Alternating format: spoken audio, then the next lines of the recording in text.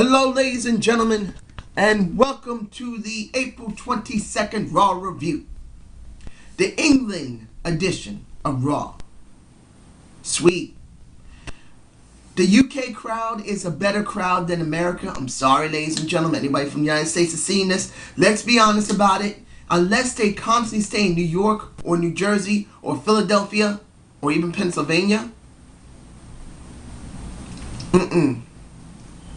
UK crowd is one of the loudest crowds I've heard and some of the best fans that exist. I really wish the WWE would stay in the UK more often. Actually, I wish they would spend one whole year there and just do what they got to do there and give the break to the rest of the crowd of the United States. I bet you that the people will be more hyped up when they see them again instead of just going for about a week or two, 3 weeks, maybe a month. Stay there for 365 days and then come back. That will make it more better. Let's get this done. I can say that the show hyped some good things, but really wasn't that great. Let's get the two matches over. Clay versus Damian and Tensai versus Cody. The crowd weren't very into it, but that doesn't mean they didn't cheer. A lot of the times they didn't cheer for the people there. They did cheer for the high spots, but it wasn't that great. The first match between Cody. Sorry. The first match between Clay and Damian wins. For Tensai, he wins over Cody. So what does this mean? These guys basically have a tag team feud that's not very good. Rogue Scholars should be doing something more interesting. Hell, they should be champions already. We need them to change it up. Why couldn't the Usos be involved in Raw doing wrestling? Why couldn't we see like anyone else that's on NXT or Superstars here? We've seen these matches over and over again. It's very repetitive and I'm tired of it. I'm going to move on. Now, Y2J was given an opportunity. He was given an opportunity to be in a fatal four-way match. Mainly because, two things. One, Vicky hates AJ. But I think Vicky hates that Dolph got a title now and he loves it more than both women. Seeing that little segment of seeing Dolph wanting to basically screw his own belt. If it had an ass and an opening, he would have bent it over and screwed it. I don't know how to feel about the Dolph character now. Really. He has not won clean against anyone going into the match between him and Y2J. I like Y2J. I do. Dolph isn't that bad. But we've seen this match over and over again and I'm getting bored of it. At first I thought Y2J was going to be involved in the three-way match at Extreme Rules. And then he was going to win. Seeing him not win due to the fact that Fandango's music was played and he got over, still, even though he hadn't been seen, was okay. I'm fine with it. But still, you needed a Fandango theme song. You needed Bigger Langston and you needed AJ to help him win. When are they going to let him win by himself? When are they going to let him have video segments by himself? It looks like they really don't believe in him. But that means by Extreme Rules, that means they're going to let him keep the belt possibly. What do we get then? I don't see a damn thing. So I'm going to move on to Fandango. Going up against a wonderful, the glorious, the regalness of a William Regal. I wish they would let William Regal win more often. He didn't win. He made Fandango look okay. And I said this before and I say it again. Leave me a comment below what you believe. But I really believe a Johnny Curtis is trying to get over either as a Buddy Rogers or Nature Boy Buddy Rogers or Nature Boy Ric Flair type of character bite-off. It's extremely watered down. Very raw. Very green. But that's what we're getting. And I really believe staying in the UK is going to really bring up his cred. He may get better pops. Well, not pops, but at least the fandangoing will get over more with the United States crowd by seeing it on television. That's what I'm hoping for. He may not be a great talent, but at least we got something different. Really. Now, I'm going to say about The Rock. I want to get this done. Seeing that The Rock tweeted that he needs surgery, this is a sad thing for us because I really believe a lot of things should have been done with The Rock if he hadn't gotten injured. I really believe the reason why he got hurt was because he's still got a lot of ring rust on him. It's not the point that these moves are very physical and can hurt people, but you know what? How many times have we seen The Rock wrestle? Very little. Only in the pay-per-views he'll wrestle. And this is why I believe he got hurt. When someone's in the ring, they toughen their body up due to the fact that repetitive moves needed. Yes, you can easily still get hurt, but at least you know how to be able to land properly. You know how to be able to get your body in the right shape to be able to handle this. And The Rock has not been in good shape. He did a decent match at WrestleMania 29. It wasn't great, but it was decent enough that it was interesting. But he hurt himself in the process. And this is why I believe the process is wrong for The Rock. He comes back. He needs to wrestle. He needs to wrestle in some matches to really get his body back in tune with what it means to be a wrestler. As much as he don't want to do it, and he has a lot of commitments, he needs to stop that shit. He really needs to stop this. Now, going into someone that doesn't wrestle very much, that has a limited program, that is Brock Lesnar. Now, he wasn't shown on the show, but we did see Paulie. Paulie basically talked about Brock Lesnar and what's going to happen in the steel cage at Extreme Rules. Then we got the great God. Got to take it to church. We got God, my brothers and sisters. God had come to our church. God had proceeded to walk down the aisle near our seats. God made sure that he showed his breath of the Holy Spirit, my children. In other words, he spit on everybody with the water. That's Triple H. Look, we all know them as one of the top alpha omegas of the WWE. It was actually a very good segment. Sometimes making it extremely short is way better than having a long video segment. So he says, challenge accepted, gives a pedigree to a Paulie and a little bit of cheers before he speaks and after he speaks was actually quite good.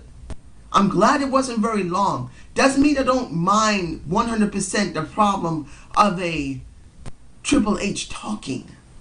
But we really needed, sometimes from him, a short program. A short video segment. A short promo. And we got it. And I'm very happy it happened. Now I'm going to get over the new, what is the new video called? No One Lives. With Brodus Clay. I don't understand what they were thinking with Brodus Clay doing this movie. It's the same thing that happened with Ted DiBiase Jr. Teddy. Why would you take someone who is the opposite character on your show and put him in a movie where he's playing the opposite character? With Teddy doing the Marine 2, he was a face, but he played a heel on screen. Why did they do that? I don't know. They should at least turned him face instead of leaving him heel when he came back. Only months upon months later did we get the change. So now what we get with Brodus Clay, does that mean they're teasing a possible heel turn? We don't know that. But the problem is that they take so long before they do it. Who gives a fuck? When it came to Kane, there was no problem. He was a heel and he played a heel. They got to understand what they're doing. Now, I'm going to get the next match off that is sad. R-Truth versus Antonio Cesaro. Why is he yodeling?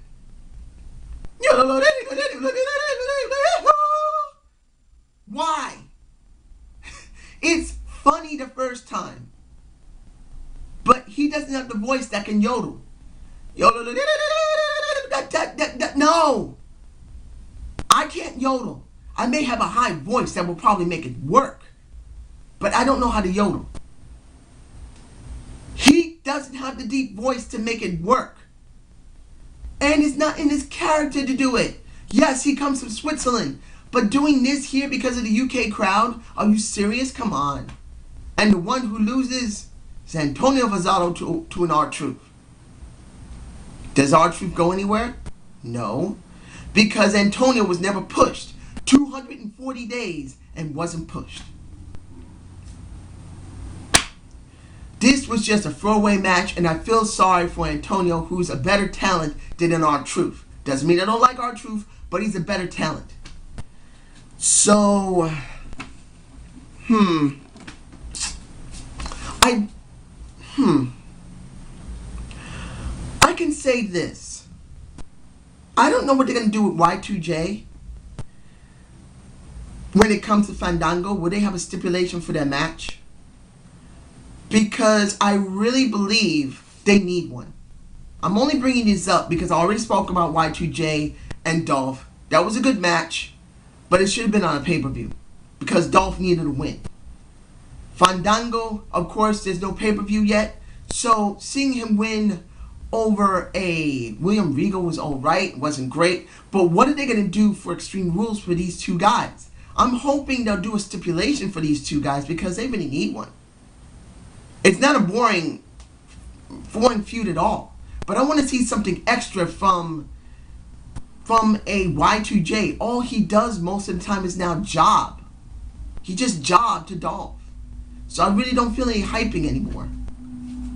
Now, I wish to say that finally the WWE did something right, but unfortunately they're probably negated by Friday, and that's the show SmackDown Rewinds. The rebound of SmackDown, as I'll call it. Stupid.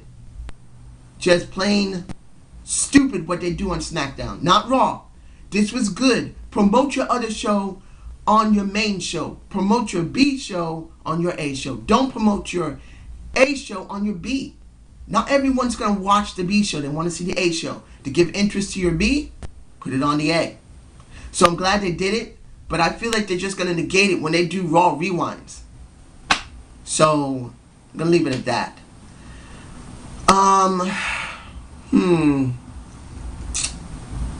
The Divas Battle Royal. Okay. Now they decide, almost 2 weeks after WrestleMania, to do this. Now they decide to finally show who Caitlin's gonna go up against. AJ. Why couldn't they hype this up before WrestleMania? Why couldn't they done it the week after WrestleMania? Why couldn't they done it the next night? I knew this eventually was going to happen. I really don't have any interest in seeing AJ become champion. I don't. I'm not interested in it. And it pisses me off to think of it. This is what's going to happen. But, you know what? It's necessary. It wasn't AJ who said this. It was Caitlyn that said this. This is long overdue. I've been waiting for it. Yeah, we've been waiting for it. Let's just get it over with. Now, I wish to say the third partner in that trio of Dolph, AJ, and Biggie Langston, Biggie had another match against Zack Ryder, former U.S. champion. I can say the chalk is actually a nice touch. It is. It is a very nice touch. He destroyed a Zack Ryder in short succession, which is fine. He's supposed to do that. I don't know what they're going to do with Biggie. They must break him off from Dolph and AJ eventually. Hopefully by SummerSlam they will. Do I believe that? No. But I'm hoping they will. So I'm going to move on to the two things we're going to talk about. The first one is the 6-man tag with Hell No and The Taker versus The Shield. Hell No's video segment wasn't really that funny. But it led up into the match. I said I was going to be angry if they put this on television. I had a feeling they would, and they did this because the match was that damn good. It was good. It was the best match of the night. And I wish they could have done this on pay-per-view, but they didn't. The Shield wins. Does this mean they're going to continue this rivalry with these three? of Hell No and Taker, or the Brothers of Destruction and Daniel Bryan? I don't know. It would have been better if they'd done this at the pay-per-view. This is really a bad move on the WWE. I hate it. But I love the match. I love seeing Taker, and I love hearing the crowd say, "You still got it, baby." That was good. Finally, Mick Foley and the Shield. Well, not the Shield. Mick Foley, well, the Shield was involved. I guess the reason I'm combining it is that the Ryback and Mick Foley segment, at first, Ryback wasn't that good. He's still really green when it comes to talking. And it was Mick Foley who really, to me, personally, he was the one who really carried that promo. He did. I mean, Ryback got a little bit better at the end when he looked really emotional and started saying, "Why don't you shut the fuck up, old man? Shut up." That is where I felt that he was really beginning to show a little bit more character. But he's still so raw and so green. His video segments suck. They do. It did get over the point that it needed to be getting over. But it just felt really weak to me. And when the Shield came down, and that's the reason why I was doing Mick Foley and the Shield, because Ryback is still too weak. Seeing him get his ass kicked by the Shield, and then John Cena coming in to save him, as Ryback would say, Super Cena, and it looks like he's listening to the fans. Well, Vince is listening to the fan and calls Cena Super Cena. It's nice to know that we're considered. Thank you, Vince. But what does it give us? A Ryback who never needed to use a weapon considers using a weapon once a John Cena drops it to the floor right near him. He goes like this, and then he gets the slam of the night. They have really fucked up the Ryback character. Ryback is a Goldberg type of character that doesn't need a chair, doesn't need to back away, doesn't need to act like that. He just needs to come straight at you full bore. And I'm not seeing it from him now. Only thing I'm seeing is a fucked up situation where they had no choice but to throw a very green Ryback that has not been promoted properly for the last 9 months at least. That has almost no time to talk, and now is forced to talk to a character in a John Cena who never, like I said in my video of Mixed Bag of Wrestling with Cena and CM Punk, and I'll probably connect it to this. Man, I don't think so, no. Look, Cena is not a good character because he has not been built properly in the last year. The redemption segment sucked. No redemption. Ryback sucks simply because he lost too much and now is being forced out of his character by being a chicken shit heel. To consider a chair when he's gone through a Mark Henry? Are you serious? And look what we didn't get today. We didn't get a Mark Henry and Sheamus. We didn't get a Randy Orton and Big Show. We didn't get a Wade Barrett, who should be seen on this show. We didn't see 3MB. I'm not saying 3MB is great, but they should have been shown on the show. Should have. It wasn't a bad show. And the Undertaker and Hell No segment put it forward for me as a B-. I'm giving a B- for that particular match. And the Fandango character is still getting over. The cheers for Fandango were good. That's why I'm giving this a B-. If I forget anything, leave me a comment below. I believe I covered everything. So I hope you enjoyed the Zane's View. Subscribe and comment to my channel, ladies and gentlemen. And like I said before, I am going to see if I can work on lowering the amount of time I've been doing these videos. I wasn't really fond of doing them up to 30 minutes. It tires you, especially I have a bad leg. Standing hurts. I didn't know it was right, how long to talk. I'm very glad Off the Rope Show Central had given this criticism, well, given this really to help people to do better videos. Well, I hope you enjoyed this video. Subscribe and comment, and have a good day.